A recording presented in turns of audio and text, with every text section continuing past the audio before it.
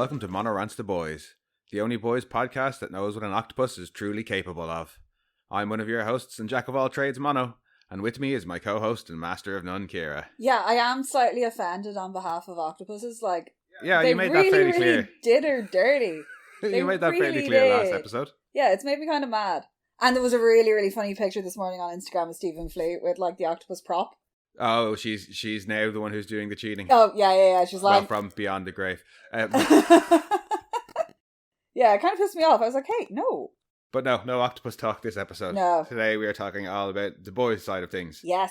And no summary either, so we kick straight into it. Yeah, so phone call with Annie's bitch mom.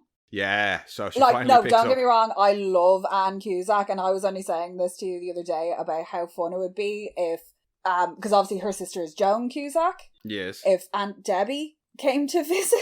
Oh, from the Addams Family. Yeah, just because crossover. Yeah, because that means Gomez is in the boys' universe, and that I think would just be incredible. Well, just the Addams in general in the boys' universe would be hilarious. But they're not V'd up. They're just this weird eccentric they're just the Addams family. Yeah, they're just the Addams family, and they just embroil themselves in it. And in my mind, I think that would be incredible as well if Starlight's aunt was insane Aunt Debbie. Well, I mean, considering how her mom is in this conversation, she's pretty fucking kind of villainous. Makes sense that her sister would go off the rails and start killing husbands. But yeah, no, her mom is just mostly horrible here. Oh my god, because obviously she's rang her to be like, you need to get out of town. Yeah, shit is going down. And she makes a thing about you finally reach out. And she's like, I rang you every day. This is just the first time you've answered. And their relationship has never been great. Her not mom since very Annie found out about V. Huh?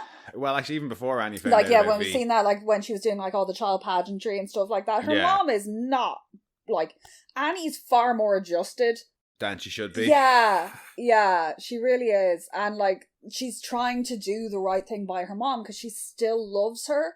Well, yeah, she doesn't want her dead. No, obviously. She's like, you need to go out to Sedona. You'll have a great time. Crazy religious lady in Sedona, Arizona, with all the spiritualists. Fucking New Age Mecca. It's it's the only McDonald's in the world where the arches are not yellow. They're blue, a turquoise blue.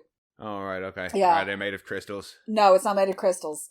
But yeah, that place is hilarious. I really want to go at some point, just, to point and laugh. Oh, no. No.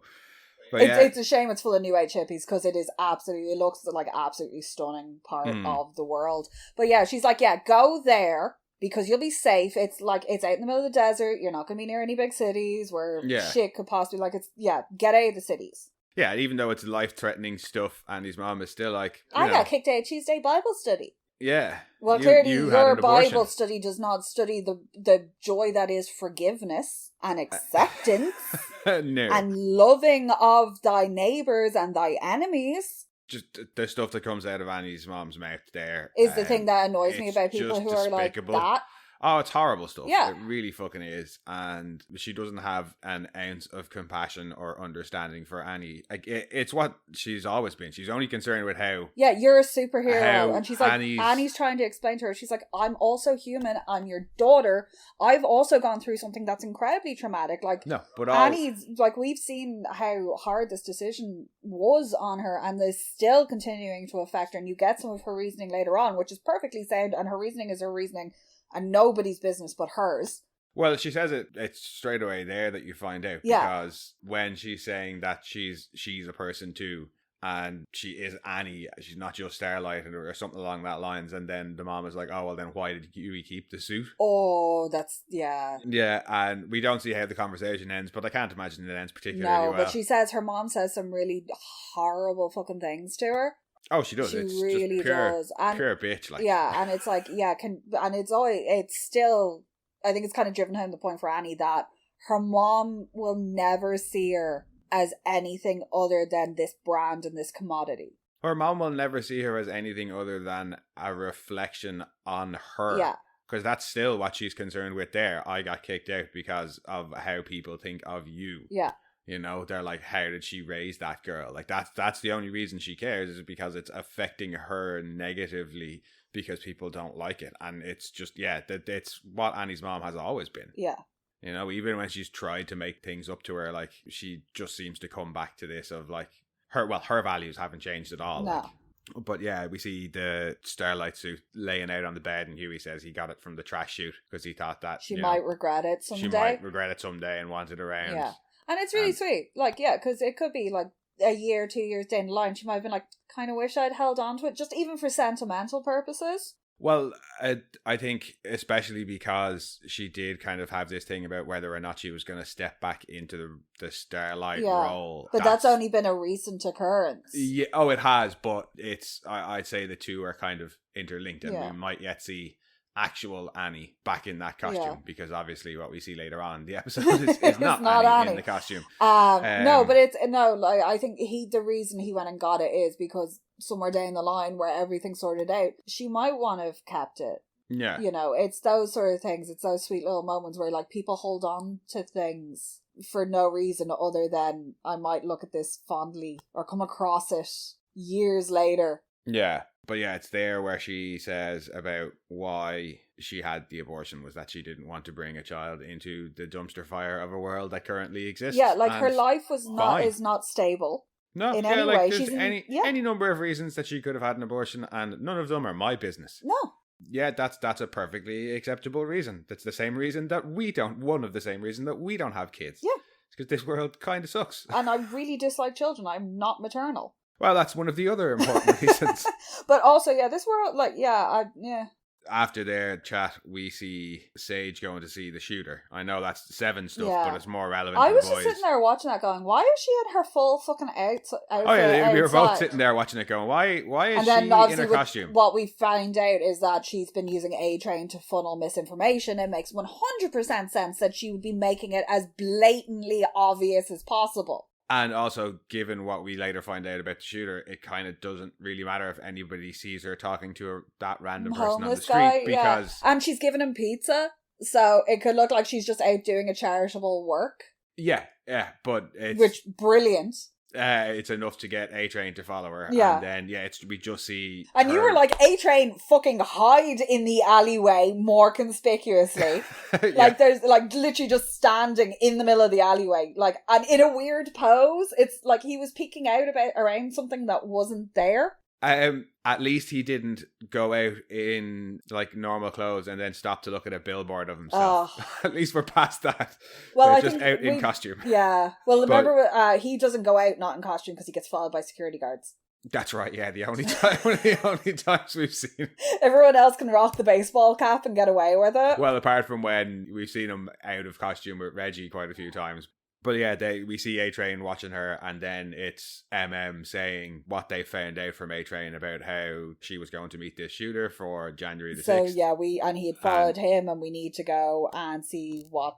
Yeah, we need to figure out what's going on because they've got an assassin ready, and at that point in walks Butcher. Yeah, because it would make sense that they just bullet and not use any sort of head poppingness. Well, and again, especially if it is about Sage's plan of getting everybody to tear each other apart, you don't want a soup to come in and do it. Especially if the soups are supposed to be the one saving everybody at the end of the day. Yeah. But yeah, Butcher shows up and does a very surprising thing in as far as he tells the truth. Yeah, and that Kessler's not happy with that at all. The whole time Kessler's like, stop doing this, stop it. Why are you doing that? They're getting up, they're running away. But yeah, he comes in, tells It's really funny because Kessler does that thing that you get a lot in like TV shows and stuff like that, where the main bad guy, somebody gets up and runs, and the main bad guy just stands there shouting and not actually doing anything. I understand in this situation he can't, but it really reminds me of like that scenario. I just enjoyed the fact that it was the second time this season, because I don't think we actually talked about it the first time, where Butcher is like, give me brownie points for not doing the horrible, despicable He's like, thing. well, I'm telling you, Em and I would, because he doesn't even address the fact that he's like cut Shamir's leg off. No, but when the first time he does it is when they're on the farm. Yeah. And Vic tries to out him and be like, well, I didn't give her the files. Yeah, and he's like, I didn't do the horrible thing. Well, give me brownie I didn't points. do it. And it's kind of the same here, yeah. Considered it. He tells them about having Samir, and then they very quickly are like, but they found his did you cut his fucking leg off? Cut his leg off? And then he was like, it can't, he can't make it strong enough to kill Homelander without it causing a global genocide or pandemic. And it's like, yay, another one. Yeah, and MM's like, hang on, you're running around amputating motherfuckers and creating viruses that bioweapons. Yeah, and we're the ones that are supposed to chill. It was like, yeah. Oh, by the way, his shirt this episode, I went and looked them up because I did not know. Black Sheep, wasn't it? Yeah, they are good. I enjoyed it very much. They will be added into rotation. I'm 99% sure that there is a Spotify playlist of all his t-shirts. Yeah. I'm sure there's several, actually. Yeah. No, you want hip-hop recommendations from the 90s or the 80s, any of MM shirts? Yeah, Butcher tells him the truth, and then and he's like, but, like, I'm telling you. Yeah. I don't want it. That's why I'm telling you. That's not all. I've also got Frenchie with me. Yay! And Frenchie comes skulking in. Yeah, like, what did he expect? Tells them he's there against his will. Oh, boo-hoo. Oh, lots of people are very mad about the fact that Frenchie's, like, doing biomolecular stuff with things that you can't possibly get from, like, a dumpster.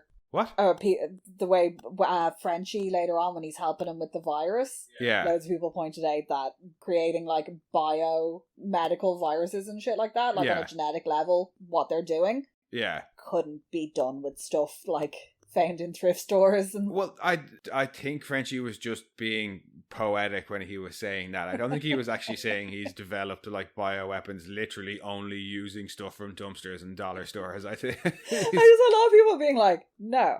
Yeah, no, obviously. But the point that Frenchie's making is with his expertise from excellent labs, and Frenchie's like expertise from the other end, they can meet in the middle in this somewhat okay lab and make something that's doable. Do people really we're taking them that literally? Yeah, like? I think these are the same people who think that make In Dead Rising, you know, when it's just like making stuff with duct tape. But yeah, like Frenchie wasn't, because he makes one suggestion, which is to use a different compound, and if that's Frenchie was saying that he had developed a fucking virus before doing it with all they're doing is extracting it, then they wouldn't need Samir in the first place. Frenchie would have had this from episode fucking 1. Who possibly thought that he was it's Frenchie. He's talking poetically, like that's what he does. Jesus Christ. Yeah, I saw it earlier and I was like, that's gonna make you so mad. But like, of all the things to get butthurt over, that like...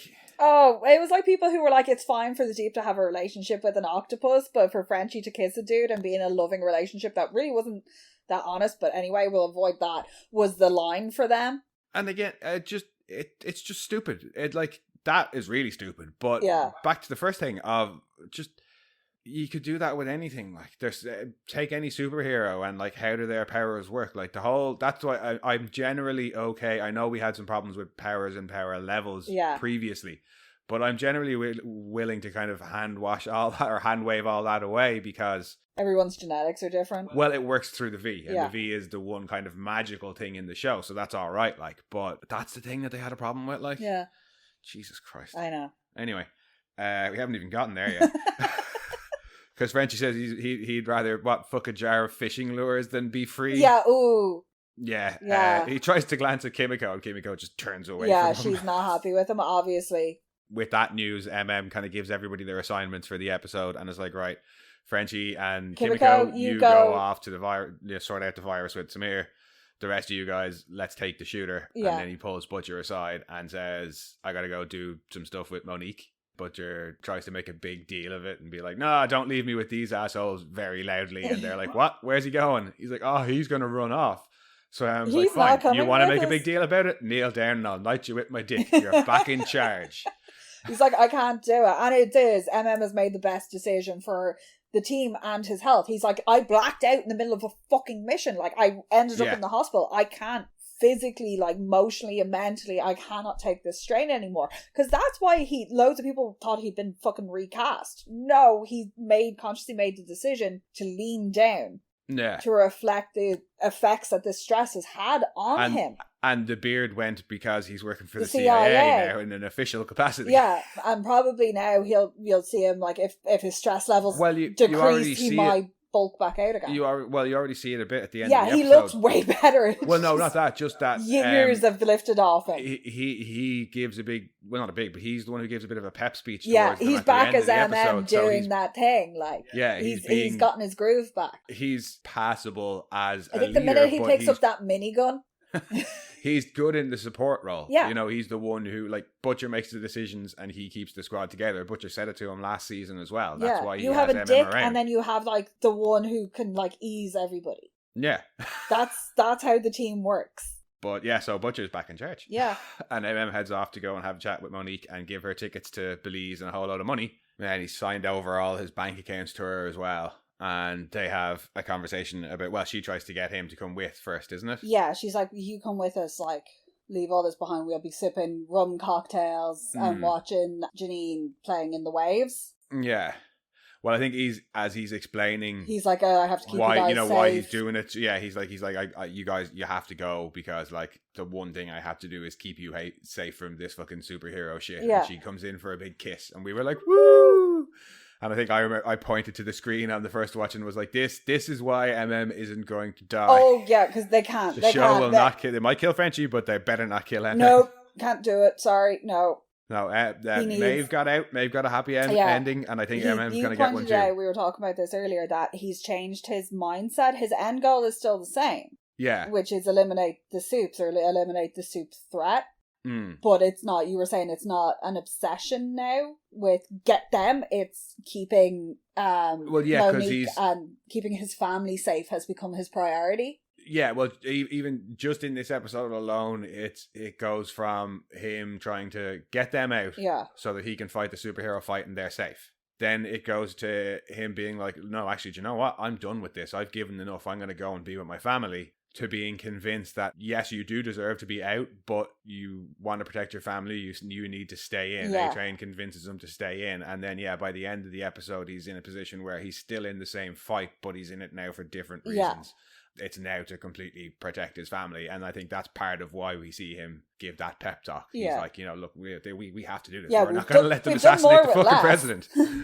Again, we're getting ahead of ourselves, though. Because, they kiss and make up, and she tries to get him to come with. Yeah, because, like, realistically, the only reason they split up is because of all of his superhero issues and her not wanting to expose Janine to that.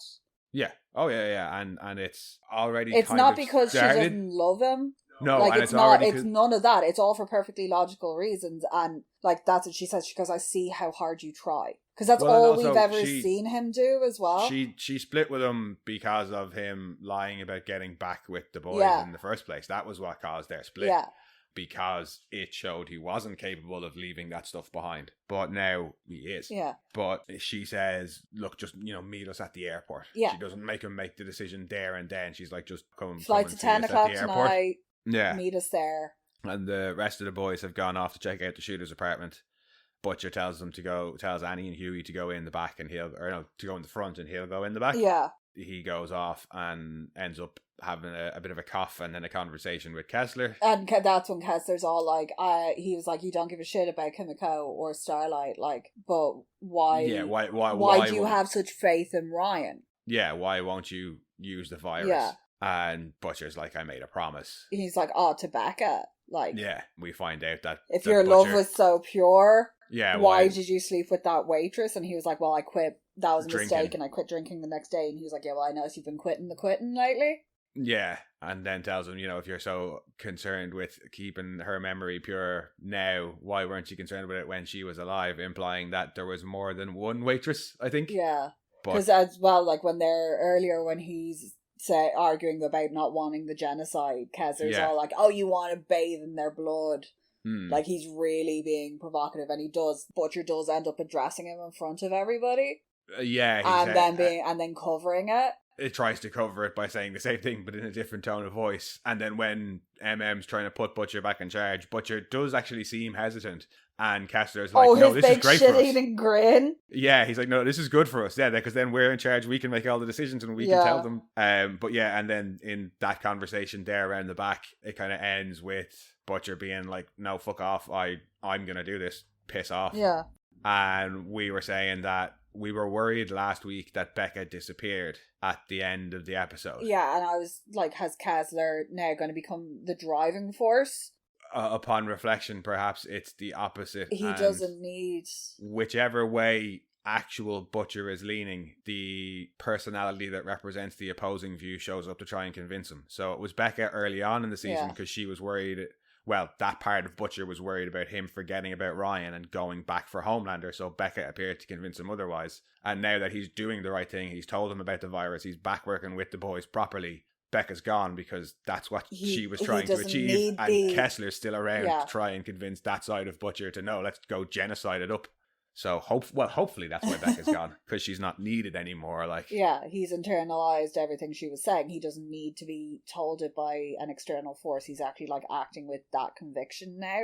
And obviously we've seen him. And his internal struggle now is between, he's accepted that the Becca aspects. Yeah. Everything that Becca saw in him, he's now accepted that within himself. And he's trying to distance himself from the Kessler, who is also, let's not forget, a fucked up V cancer tumor. Yeah, well, that's why I still think that what Becca might just solely be something his subconscious conjured up. I think Kessler is intertwined with the I V. think Kessler may have some sort of control, but that's because of events that happen later on. He can, Well, yeah, when he calls out for him and he doesn't help later on, Kessler says, "I can give you the silent treatment too." So yeah, Becca never had control. No, but when they have an argument later on and then he collapses, and I was like, did Kessler do that? And well, also I do that? The satisfied, smug smirk on his face when that happens. I took that as being that he was like, "Well, fuck you, buddy. Look what I can do." 99. Yeah, but he's definitely linked to that he's in tumor. He's in his brain. But yeah, but it's not. Becca is solely a manifestation of his subconscious. Kessler is that and something to do with this tumor. Yeah. But yeah, he's also, we've seen that he's tried to reconnect with Ryan in this episode as well, because we already talked about him sending the picture. Yeah. So yeah, hopefully it is just that Becca's not needed.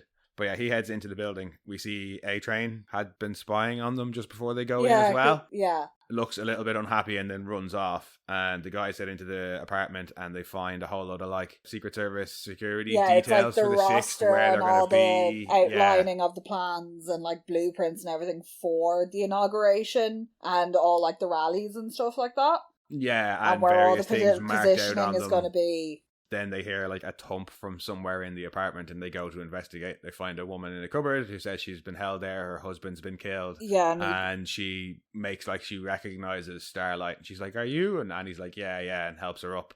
Your one said something about how hot she is, I think. Yeah, no, she's like, "Jesus, you have a fever, you're burning up." And she's like, "Yeah, it's like a furnace." Yeah. And then lunges for Huey. But yeah, pushes Annie out of the way, swipes at Huey with a knife and runs off, and they make chase. She touches a woman in the hallway as she's running past her. And steals some of her laundry because she's only in a vest and knickers. Yeah. And she's manky look. She looks like she's been held captive. And yeah, Huey slips on something on the stairs that looks kind of bloody and mushy and what's that? And then it cuts to your one and she's pulling chunks off herself. Yeah. And it's ooh. And it's all on the walls, they're smeared everywhere, and it's oh no, that is not a clean power. You were straight away ooh, is she going to be a skin changer? A skin changer. Because we've already seen one like that, but he just morphed. Well, yeah, Doppelganger was able to just Doppelganger change himself. Just changed, and then we had the guy in Gen V as well, who may have been an offspring of Doppelganger, who knows at this point. Yeah, he just changed too. This is I was saying there was an X-Men called Skin. I think it's Skin, but yeah, there was somebody in peeled Gen off X like that as well. And obviously anybody with Supernatural will be familiar with the skinwalkers in that. Yeah, that's how they kind of shed it. But this is much more ripping chunks off herself. It sounds so... Oh, no, and just as she gets to the... She pulls her face off and then she pulls her scalp, the hair. Annie gets a look at the fact that she has changed to a completely different person as she runs out of the building. Well, her face is lying right there, Well, no, but she sees... As she opens the door, Annie can see it's a completely different person. And runs outside and they lose track of her. And they're like, well, shit. Yeah. That's pretty fucking serious because that's the assassin. She could be anybody. Yeah, she could be anybody. Wank. The president's fucked. Yeah. Basically. Balls. And that.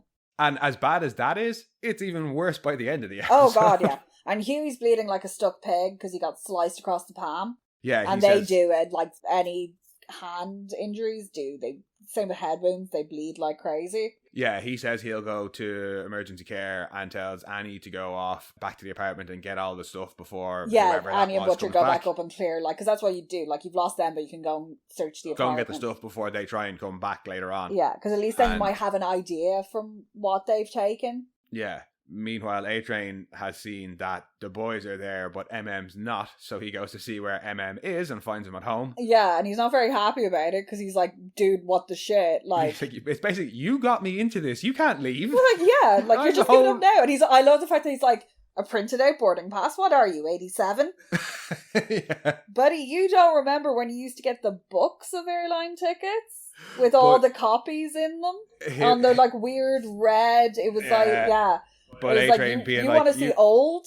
When he's like, you can't leave. He's like, you don't get to go to Belize. Or no, you think I don't want to go to Belize and sip cocktails and smash the local talent? MM's like, get on Priceline then, motherfucker. I'm out of here. He's like, yeah, but like, this isn't going to stop here. Yeah. Borders aren't going to make a difference. You don't think this is going to end up in Belize? Well, MM's argument is, I've given enough and the fight never stops. Yeah. It either kills you or you leave it. And MM's point is, A-Train's point in rebuttal is, this fight isn't going to just continue on. It's going to spread. Yeah, because I Homelander's not going to stop in America. That I think it was in like the 60s or no, like actually post Civil War in the US. There was a whole load of them that just went fuck this and went to South America and have like a massive community where they're all like white supremacists. Are you talking about filibustering? Is that what it is? Not the holding up talks in government, but the original term for filibustering, it was like private American citizens fucking off to like South America and other places in like the Caribbean. And like overthrowing governments and setting themselves up as like seriously, yeah. No, I don't know if it was this exactly, but it was this one community in particular who were like they were so anti-segregation or something like that they just all fucked off. Like they I think it was Civil War era. That's when a lot of the filibustering happened. And it was just a huge community of them just went off to South America and were like, we live here now. And they're still thriving. Like, there's this big community there. Probably counts as filibustering because they were private American citizens who went somewhere I'm pretty into sure a they were sovereign nation very and took welcoming over. of all those lovely people from the 1940s who also went to South America. I'd imagine so. So, yeah, Belize is probably not going to be safe. Oh, right. That was your point. Yeah, most of South America is probably not going to be safe. It's just enough that the fight's going to spread. Yeah. Like, that's A-Train's main point. Like, it does seem to get through. Like, MM seems to certainly be considering it. Then he gets the story about how he was a hero. And he felt like part of it, I think, is for that. The first day. And why can nobody say, I was a hero proper? Like, why did they all go, I was a hero? Oh, yes, it was very much Dean Winchester. He wrote 17-year-old Dean Winchester, in particular, that one. But... and his reasoning and, like, the story of this kid seeing him and it feeling better than anything he's ever done with Vought, because it was the first time he felt like he was actually doing something good and he didn't hate right. himself while doing it. Yeah. And I was like, ooh, he got a taste of it now. Yeah, and it seems to have... Like, MM seems to be taking it on. Yeah. We don't find out his decision until a bit later because we cut to the factory where Samir's being kept. Frenchie's bringing him some food. They have the aforementioned conversation that I don't want to go into because it got me so angry at the start of the episode. But Frenchie says, hey, we can compromise and work together. Oh no, but he does have a fabulous line. Yes, that line I am more than happy to address, where he says that necessity is the MILF of all invention. Yeah. And then you were like, what was it? The MILF necessities? The MILF necessities. And then plays him some music. Oh God. What's that lead singer's name? Shifty Shell Shock. Thank there was 2 lead singers. I can't remember what the other guy's called. Yeah, but that one with the stupid name. Yeah, Shifty Shell Shock. Thinks highly of himself then, yeah? Yes, I'd imagine so. Crazy town. Anyway, I do like that Frenchie, one of the first things that Frenchie kind of tries to do with him that we see is he brings him food. Yeah. And then Which is Frenchie's love language. But tries to get him on the same page of like, look, we're doing this to kill Homelander. We all want that, don't we? Yeah. So, as opposed to any of the approaches that Butcher had taken. And it seems to work because he gets to work on it. he does ask, he's like, it's not going to be used to kill Vic, right? And Frenchie's like, no. And Samir's like, I don't believe that for a second. No. He goes off then to have a chat with Kimiko. He says he got her a present for Christmas. Aww. We don't see what it is until a little bit later. No. And he tries to talk with her, and he tries to explain his reasoning, and she's mad, obviously. And she's like, calls him exhausting. And I was like, you're so fucking 100% right. He absolutely is. You just need to fucking shake him or something. Just fucking get you've become immersed in ennui. But, it's the Frenchman's curse. She's so right, though, because he's so busy wallowing in his own fucking misery and reveling it. That's why that was my problem with him. Like, we talked about it in episode 5. But she's so bang on the money, because she's like, she tells him, I figured out what happened. Yeah. You killed Colin's family. Yeah. And you can't handle the guilt, so you put yourself in prison. Like, you told Annie some of it, I figured out the rest, I'm not fucking stupid. Yeah. Like, why didn't you talk to me? And he's like, oh, you wouldn't understand. You couldn't have changed anything. It wouldn't have made it different. And she's like, that's some fucking bullshit. Hang on, let me tell you a story. Do you know why I can't talk? And Frenchie's like, well, your brother told me your parents get killed in front of you and you never spoke again. And she's like, no, that's not why. That's the story I told him. Because I couldn't tell him the truth. The truth is that on her first night there, she was put into a fight pit with other girls, and they were told the first one to scream dies. And it was brutal. The girl that she's fighting cuts her, and Kimiko kind of gasps. And then goes for her. Just flips and goes for her and like brutally stabs this girl a whole load. And she says the girl screamed loads, obviously. And she never spoke again, even when she was allowed to speak. Yeah, so by the time she was finally given permission to speak again, she couldn't. And Frenchie's like, no, that's not your fault. You were a child. You didn't have a choice. And she's like, no, I did have a choice. Yeah. I could have let myself get killed instead of doing that to that poor girl. And then she's like, that's not the only thing I did. And we know she recruited for them as well.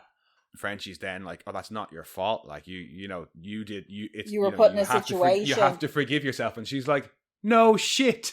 That's what I'm trying to say to you, dickhead. Yeah, because from what we know of Frenchie's background, he was very much controlled by his father, and then I'm assuming he ended up under little Nina because of something his dad did. He probably sold her to her for gambling debts or something like that. As little as we like of little Nina, from we've seen of her, you don't exactly just walk away from her. No. She decides that you owe her something, and you owe her something, and you're done when she says you're done. So Burning Sun are still trying to get Kimiko back on occasion. So like their situations are very, very comparable. They've been controlled by other people for the majority of their lives, and especially during formative years and things like that. And now that they're on their own, they're having to deal with the consequences of their actions.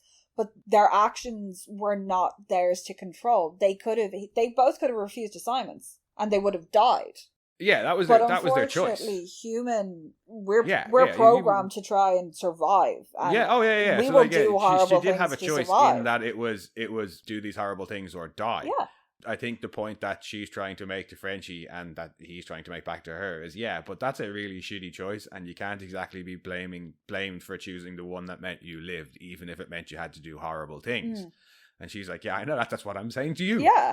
For fucking sake, open your damn ears. And Frenchie's like, well, how are we to forgive ourselves? Which is, that's ultimately what they have to answer. You still have to live with what you did. And they decide that a pretty good way to maybe go about being better is doing the opposite of what Butcher would want. Yeah. So they're like, we should probably let your man go when he's done. He's had his leg cut off, he's been detained. Yeah, we should probably let him go. It'd piss off Butcher, then it's the right thing to do. Yeah. Yeah. And they decide, what would Butcher do? And then do the complete opposite. Yeah, that's probably a good thing to go by. Yeah. That and my other personal favourite, which is what would Dolly do? It's generally a good rule. What would Butcher don't do? Yeah. Don't do what Butcher did. What's that book in The Simpsons when... Don't do what Donnie don't does. Yes. No, Donnie, don't do what Billy Butcher does. Anyway. If your moral compass is a bit wonky, if Billy Butcher would do it, don't do it. Don't do it. Except for the choices he made in this episode. Yes, he kind of did the right thing in a roundabout way. But so they go to free him. They say, he says he's finished with the virus, and they're like, cool, we've got a surprise for you. And he's like, not the only one, and stabs Kimiko in the leg with the virus. I was like, dude, he's holding it. Kimiko shouldn't get anywhere near him. Because he's saying, oh, we're going to test, and if it works, you can go. That's what Frenchie's saying to him. If you're about to tell a captive that they're about to be freed, standing on the table directly above them is probably not a good way to go. It also worked out it's some canning facility. Yes. Finally. But yeah, he stabs Kimiko and legs it. Yeah, because he's broken the chain. He leg it. And hop it. That was a bad joke.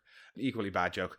Sketch doesn't work in this situation. But yeah, no, he gets out of there, and Frenchie decides to cut off Kimiko's leg before, because you could see the virus and spreading. It's starting to bubble, and it's very similar to like how those poor kids in Gen V.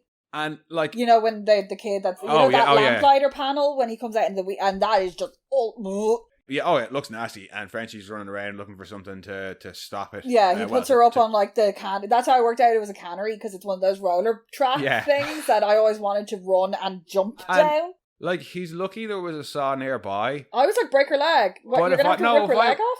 If I was him, I'd have taken a couple of extra seconds to look around for a fire axe. Just a few extra seconds. There's always going to be a fire axe. Yeah. Yeah. There's a good bet. And if you can't find one in the first couple of seconds, use the saw. But or you get one of my favourite surgeons of all time involved. Robert Liston. Yes. Oh, 3 seconds. And to be honest with you, 32 seconds, I think, was his record. We've talked about Robert Liston enough on both podcasts. I know. You love him. So I know. Fun. As to breaking her leg, it's probably a pointless endeavour, because it'd be really hard to do. Yeah. And it might heal before he could even get sawed through to where the bone was. So yeah, just saw through it. Yeah. I was like, oh, no, she's going to have one leg. And then I was like, oh, wait, I'll grow back. I did have a moment of like, oh no, Kimiko's going to be like, hop along. Well, I was worried if they left the leg too close together when it had been amputated. But she's on a roller track, so the blood's pouring down. Yeah. I was like, how's he going to go through her knee? Because that would be the most obvious place to go through, is through the knee, because you've only got the kneecap, which is cartilage. And then tendons. He's put the tourniquet up above. Tourniquet up higher. I think it's just to give him that extra bit of time. Yeah. Because the higher up he cuts, the further the virus has. Well, no, I meant that would probably be easier, because you're only going through the kneecap, and then it's all tendon, and you're between the two long bones. Oh, I get you, but that virus is spreading pretty fast. Yeah. So the higher up he cuts, the longer he has to get through the cut. Yeah. If you get me. But it works. He cuts through her leg. Yeah. And they go back to base her with the leg in tow. The cooler is so funny, with the boot and the socks still on it. Yeah. But before they head back to the office, but the guys have been up to other stuff in the meantime, because Huey goes to see Vic, which I liked because it was him coming to her as a friend. We saw her do it at the start. Yeah, I really liked it. And like, he's got the bag of snacks. Yeah. Which, in fairness, that's a good way to get through my front door. Well, I think it is. It's like, like this is to show you I'm really here just to chat. Yeah, it's a like peace this offering. is because this is what we used to do. We saw them bond over food before. Yeah, like in the night of the blackout, it's like, eating chips and in fact, a lot of their because in the start of season 3 there was the whole thing with the bagel. Oh, the herpes bagel. Yeah, all that stuff. Like so they seem to share this bond together over food. And he does. He comes to her as a friend, and he's like, can you not, like, this is crazy, you're gonna kill the president. Like, the words came out of my mouth and it sounds insane. Yeah, that's mad. Like, and like, what are you thinking? She just kind of shrugs, like, as in like it's already happening. And he's like, really though, all of it, like, and you're gonna be okay when they just start rounding up starlighters and putting them in camps? And she's like, oh yeah, you can see her hesitate there, and he's like, oh, you didn't know about that. So this will be interesting going forward if her and Sage team up, because she's not killed. She's not going to be killed the internment camp thing. Who, Sage? No. Vic. No, Vic's not. I think it was part of Sage's plan. Yeah. But then Sage doesn't like people, so. Yeah, Sage just decides. For her, it's not about like, racism or anything or right or wrong. It's just, I don't like people. I want to get rid of them all. Yeah. But yeah, Vic clearly doesn't know and is upset by it, but it's not enough to make her completely do a 180. Because they're 2 weeks out, 3 weeks out at this point? Well, if it's coming up to Christmas, almost Christmas, it's only a week 2 or 3 weeks. Like, she says, thank you for coming. The Irish equivalent of, I'll let you go so. Yeah. I don't want you here anymore. Apparently, I'll let you go so is very much just an Irish thing. It's how we get people we don't want to talk to anymore to leave. That's what she's saying. Yeah. Thanks for coming by. Go now. Yeah. But I think she is also being like, she does, I think, appreciate that he came to her as a friend. Yeah. And she doesn't want to have a fight with him. She tries to show that by being like, thanks for coming by. I do mean that genuinely. Yeah. Thanks for trying, and also sorry to hear about your dad, is how she leaves it. Which was it was a nice kind of moment between them, and I like their relationship. Yeah. Because it is one of... They were genuine friendship. And like we heard her say at the start of the season that like she was so close to telling him quite a few times. Yeah. You know, he was the one person she thought might understand. And I think it's a kind of a there but for the grace of God. You know, if things had gone slightly different, maybe I could have told you and we wouldn't be in this situation. Yeah, if you just hadn't seen me blow up my ex-boyfriend. Yeah, and if they're now kind of like, I think both of them are in a situation where they're like, I still care for this person, so if I can convince them to come over to my side, they're both thinking that she would happily have Hughie come back on her side, and Hughie would happily have her come over to their side against Homelander. But it's the age old, friends but enemies. Yeah, but it's nice where to have that dynamic in the show. There's something fundamental that they disagree on, and that's the main cause of their schism. But so many of the other relationships... Magneto and fucking Xavier. So many of the other relationships on the show are not the opposite of that, but they are people who are supposedly enemies that then start to work together to some degree. Yeah. Like Maeve did it, and A-Train did it, and Supersonic start. Well, he was never a bad guy, but you know what I mean. You get and even Homelander and Butcher worked together for a second in the last season. This is the opposite of that. It's people who were friends now are split by this massive schism between them. And it was a shot in the dark, but I think Hughie, the way Hughie looks at it, he owed him to their friendship to have a conversation with her. He owed it to their friendship to try. Yeah. And to sit down and just be like, with none of the other tension and nobody else, and in an environment they're both comfortable in, and just be like, seriously, what? And I've prepped, I've brought snacks, I have soda. What the shit? I don't think it's going to be enough to make her change her mind or anything. No, but it might make her question some of the motivation and some of the means. As you said, with what's gone down on the other side with Sage now on the out, and the conversation the two of them had last week, the plans could radically change as well. There could be, as opposed to anybody joining anybody else's faction, we could see the start of a third faction. Yeah. But that may look like they're playing along with the initial motivation, but that everything could change once she's in office. Yeah, well, I think that's it. What's to say that she's not going to change the game plan once she's in? Yeah. Yeah, I think, and that's it. She's like, yeah, look, killing the president might sound pretty bad, but at the end of it, I'm going to be president. So, pros and cons. But but what she does once she is president could change drastically from what they wanted her to do. Exactly, yeah. But while Hughie's off doing that, Butcher and Annie have gotten the files and stuff and head back to the office. But Deep is there waiting for them. Oh my god, he's such a dick in this episode. Yeah, he is. Particularly his speech. Because this is after he's had that whole conversation with Homelander, just after he's killed Ambrosius. He's killed Ambrosius. And he's like, I'll kill anybody for you. And it's this is where he's been calm sent. down there, fucking Squeaky Fromm. Jesus Christ. This is the assignment. And he's about to fail miserably at it. He gives it a good shot. I'm sorry, Noir in this whole fight scene. Yes, it's brilliant. Now I loved this fight scene. It was along the lines of like the end of season 2 when they're beating the shit out of Stormfront. Yeah, where it's like, get it! And you're like... They tease the minigun just enough because Butcher goes for it once, he gets knocked away. He goes for the second time, he gets knocked away. We're like, and then MM pulls it out for the third time. And of course he's got like a pump action shotgun like taped underneath, and that's MM's desk. Yeah. So there's weapons littered all over the place. Oh, well, I mean, this was bound to happen. At some point, sooner or later, they were bound to get attacked by a pissed off superhero. Yeah. so minigun. Yeah, you have a minigun in a box. Yeah. Right.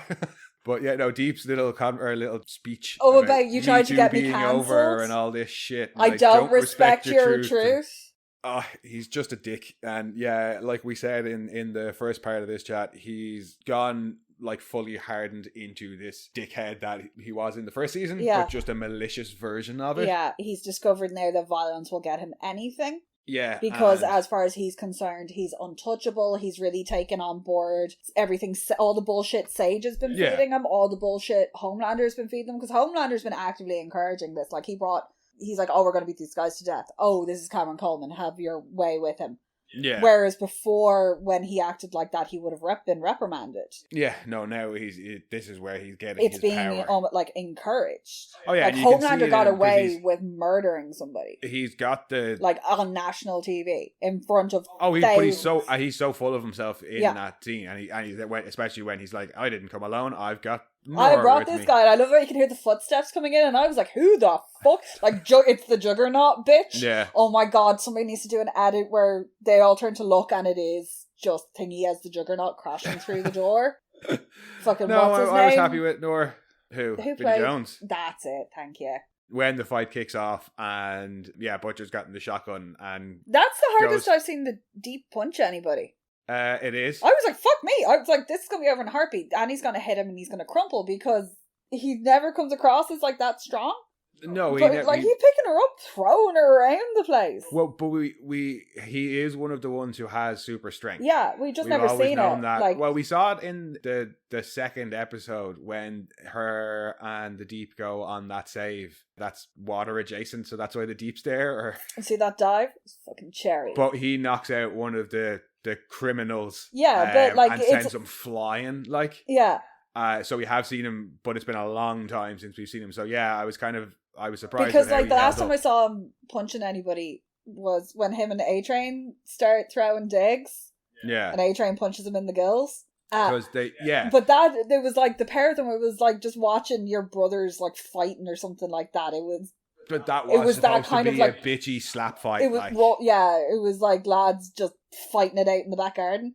And I don't think he's supposed to be that powerful either. It was just surprising because I was like, fuck, okay. But the Deep's strong when he's mad.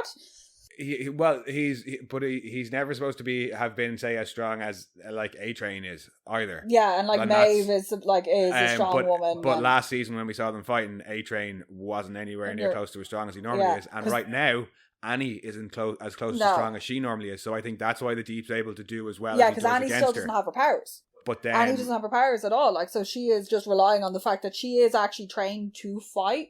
Yeah, well, I think she still has a measure of super strength. Yeah, but she put actual effort into like her training and things like that. So I think she gets it one over on him in this because she actually can throw a punch and block it properly. But when the fight doesn't seem to be going their way, well, apart from the bit where Nora's narcolepsy kicks in. Oh my god!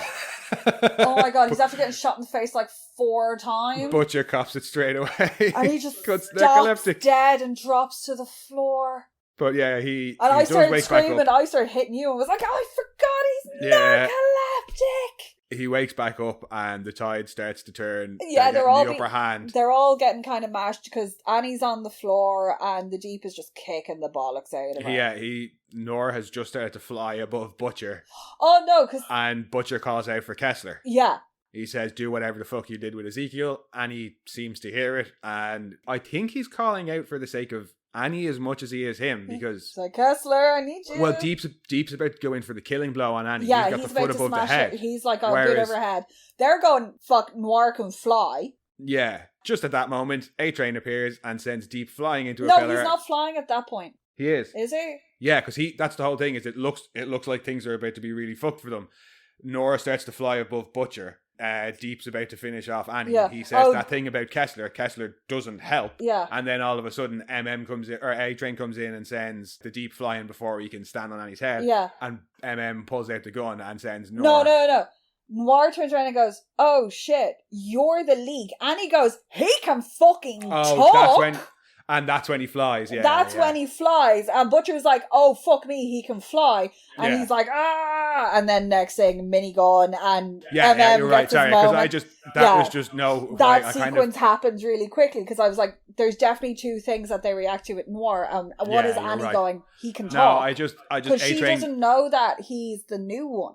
No, she thinks he's well, nobody knows that Homelander, except for the 7, but Homelander put his fist through old Noir. Yeah, you're right. No, I just, because for me, it just when A-Train arrives in that moment, it's like, yes, because he's not just, giving information and he's like, "How did saving you know? people. Oh, you're the Leak." Yeah. And Deep looks so horrified. And then hit Deep and A-Train. He's just like, bro. And A-Train's just like, I always fucking hated you. And then punches him. Their fight looks fucking great. With him just avoiding all of Deep's punches. And then Annie coming in, sticking the fingers into the Deep's kills and lifting him up. That's girl fighting. But that's girl fighting. Right there. Vulnerable? Let me get my nails in. That's not like... There's no such thing, in those situations, there's no such thing as dirty fighting. No. There is just fighting. Yeah. But yeah. Anything And you were going, get the powers back to blast him in the gills? I actually thought, I was like, she's going to get her powers back now and blast him in the gills, and that would have been brilliant. But no, it doesn't. She just knocks him out with a massive fucking dumbbell. Yeah. They get thrown through a load of stuff, and then... Well, Nora gets shot out the window. Yeah. Because that's the only thing they can do is, like, just kind of fire at him. MM's like, we need to get the fuck out of here. Because Nora's going to come back up, and they're like, because they've got the Deep down, because he's got, like, a plate weight on his head. Yeah, Butcher wants to kill him because he's right there. And they're like, how? Motherfucker, we don't know how. But Nora knows how to kill us, so let's get the fuck out of here. Yeah, we're a lot easier to kill than Noir. Because they don't know. They still think this is the old insane Noir that, like... Yeah. Who can fly now. They leg it to a bar. I'm sure that's not where they go straight away. To a bar. But that's where we see them next. Yeah, well, that's, Shaun of the Dead, tactical retreat. Yeah. To the pub. Just waiting to Winchester till this all blows over. Yep. I was saying that would have been a nice moment. I think I really want to get that in season 5 is the Cassidy. Oh, Cassidy showing up in the boys' universe. Yes, I don't think would have been the right moment. No, but I do want. Hopefully they will. I would appreciate a Prunchius show up. Joe Gilligan just showing up randomly. Yeah, just in the background. But no, who does show up randomly is somebody to get a selfie with Starlight. Yeah. And I was like, you guys really shouldn't be trusting any random stranger right now. Yeah. You've just been made. You should probably leave. But Butcher is trying to get MM to make a decision. And he gets up and walks away. And Butcher's like, well, I guess he's not making the decision we want. Yeah. But he is, because he rings Monique and tells her, go without me. I love you guys, but I need to stay here and protect you, basically, and maybe someday we can be together. And she's like, maybe. I think deep down Monique knew that call was coming. Yeah. But she couldn't not make the effort. Oh yeah, no. I mean, she wants him to come with. I think she knew even when she was saying, "Come with us." Yeah, she knew in her heart of hearts that he wouldn't. But... So giving him and that was just meet us at the airport. I'll give you some time to mull things over because if you make a decision now, but. He would never forgive himself. Yeah. For not being there and not trying, because would worry himself into an early grave, being like, well, what ifs? Yeah. What if I hadn't gone? What if they'd done this? What if they'd had me and that had been the tipping point? Yeah. But yeah, he decides he's going to stay with the boys. While he's on the phone, Butcher and Annie have a quick chat where she's like, I heard what you said about Kessler and Ezekiel. What was that about? And Butcher typically says nothing. Yeah. The tumor in my head is talking to me now. Yeah. Pretty sure it becomes a tentacle monster on occasion. Samir had said that to Frenchie as well. Yeah. Does he always talk to himself? To people that aren't there. Yeah. And they were like, ugh. Because Frenchie's seen him talking. Well, it was Becca at that point. Yeah.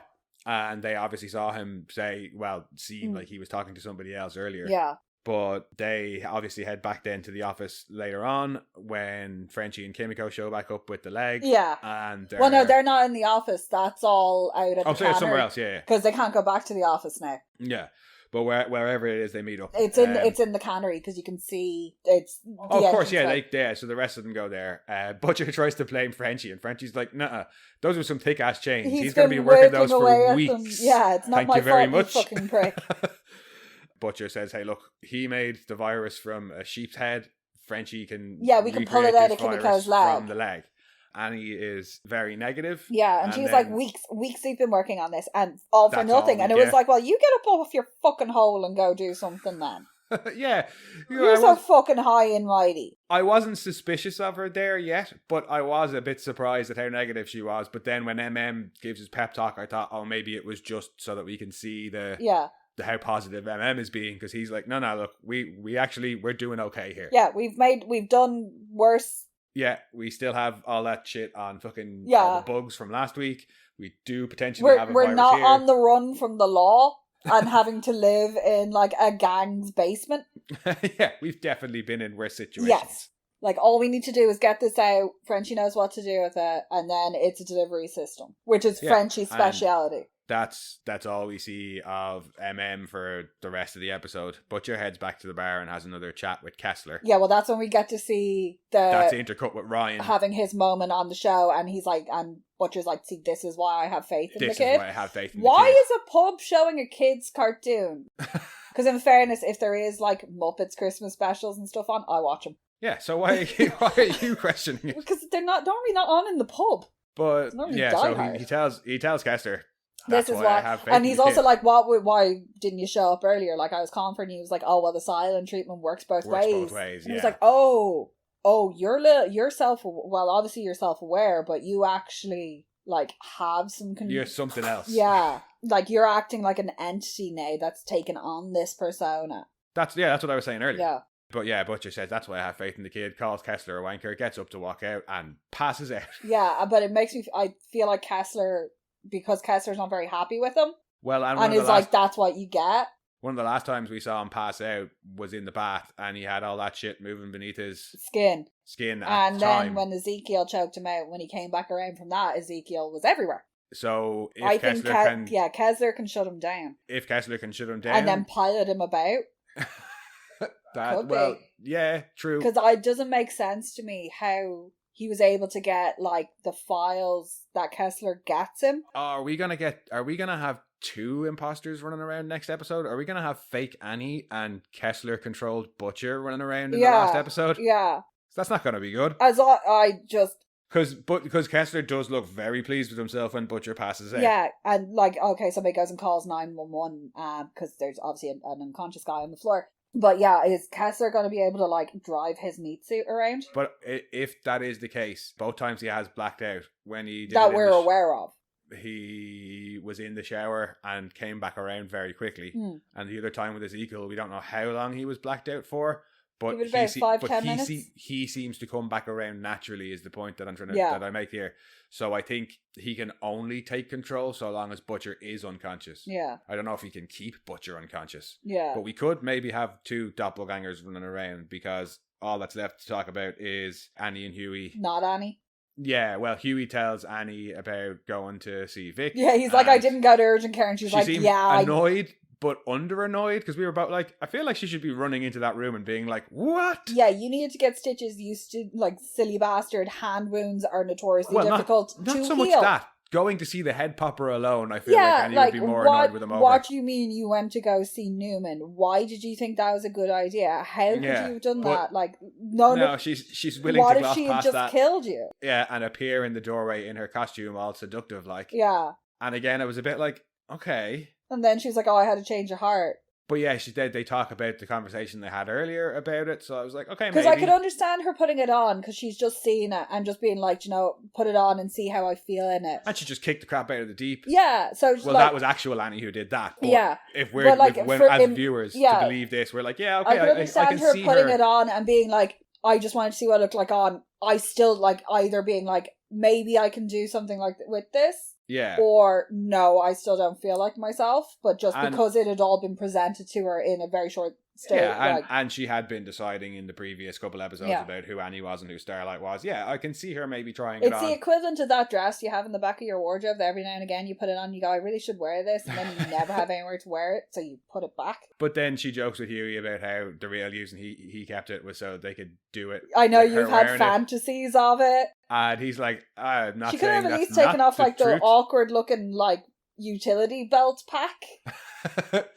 But they start getting it on, and I was like, if her powers come back now, that's going to be a bit cheesy, and it's going to be like how Annie got her groove back, and I'm going to be like... Yeah, but this episode's all about getting his groove back. Yeah, so no, that's where I thought they were going with it, and then her eyes didn't glow, and I was like, okay, power's not back.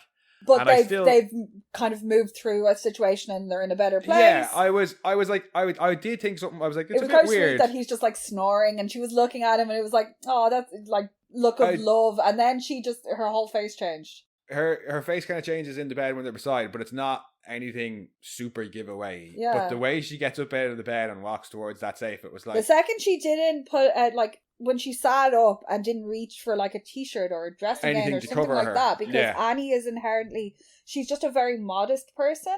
But it was like really she's always like now that she's no longer in the suit costumes, and even her own original costume was very modest, was very full coverage. Everything you see her in is long sleeve. She likes to be covered up. She doesn't like being ogled. You could see that, and even okay, yeah, she's in her own apartment, but it's framed differently. And I saw an interview with the director. Little wiggle. I saw an interview with the director of the episode, and they had massive praise for Moriarty because they were saying that like she walked differently, she held herself differently. She does, that walk is completely different. And it is, and I was saying it's like in like something like Species, or when there's some femme fatale who's like an alien, or like you said in Mars Attacks. That is my one of my favorites, that the alien as the beautiful woman, and then doing the like. That's obviously very exaggerated, but that was very much the feeling I got the second she gets up out of the bed and walks away. I was like, oh, that's not Annie. Yeah, that's very slinky. Holy shit, that's not Annie. Yeah.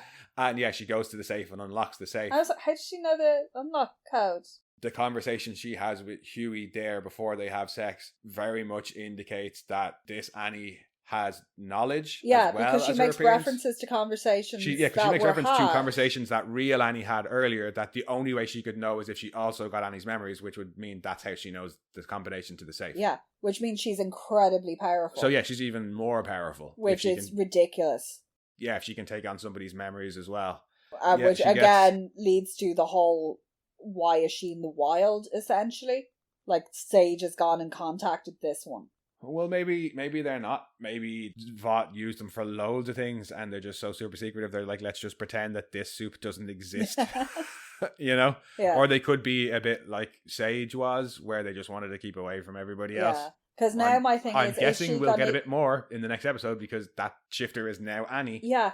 And gets the stuff out of the safe and don't see where she goes, but we see real Annie chained up, waking up. Yeah, and she's chained, and there's a skin next to her, and it's the woman from who had the come from the selfie. Yeah, we see a flashback of Annie. Where are they getting all this halothane from? I'm just assuming that's what it was. Yeah. Especially because we saw it in the last episode. Yeah. And Annie's been taken captive and held somewhere with very strong chains and can't escape, and the episode ends. Yeah.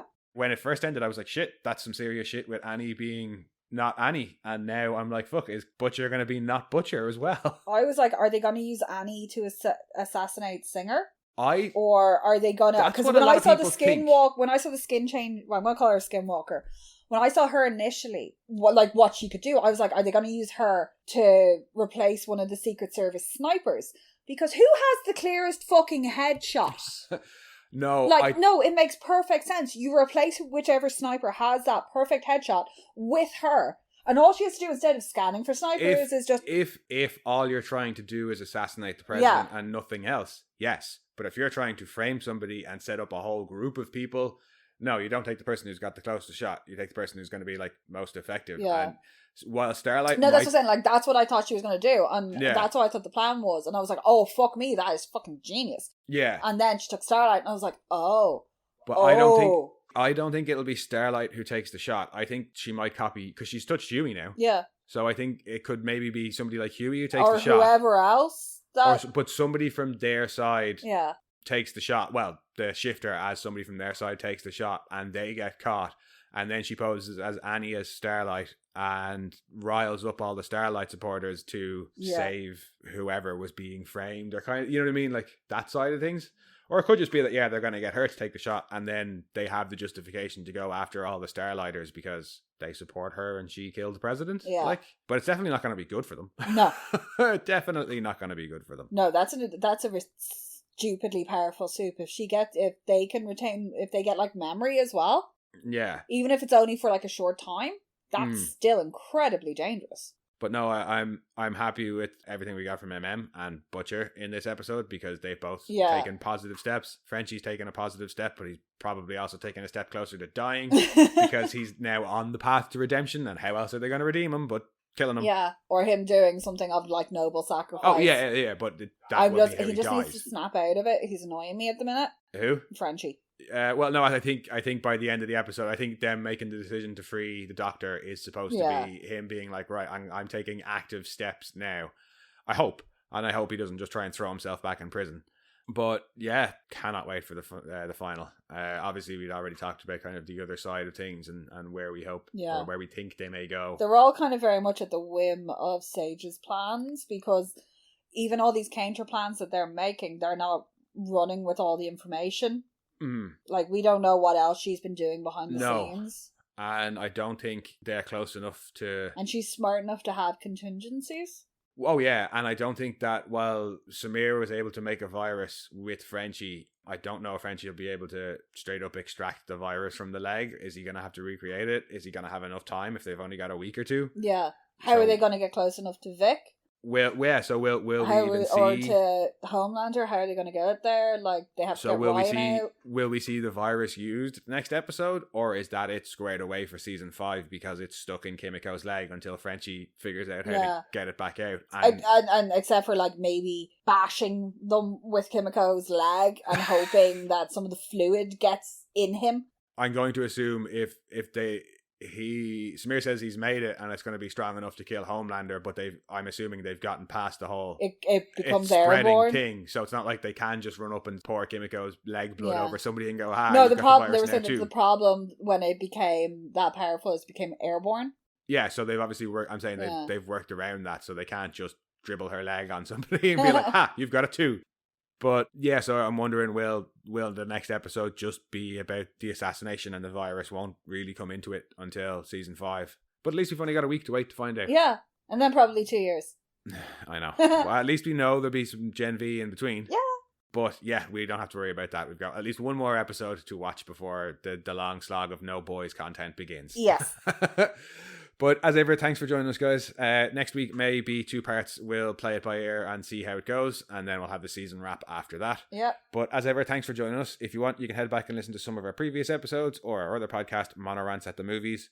Or you can come and chat with us on Twitter at RantsMono, on Instagram at monorants_the_boys, on Blue Sky at Monorants, or you can send your own rants to monorantspodcast@gmail.com. We'll catch you next week. Bye-bye.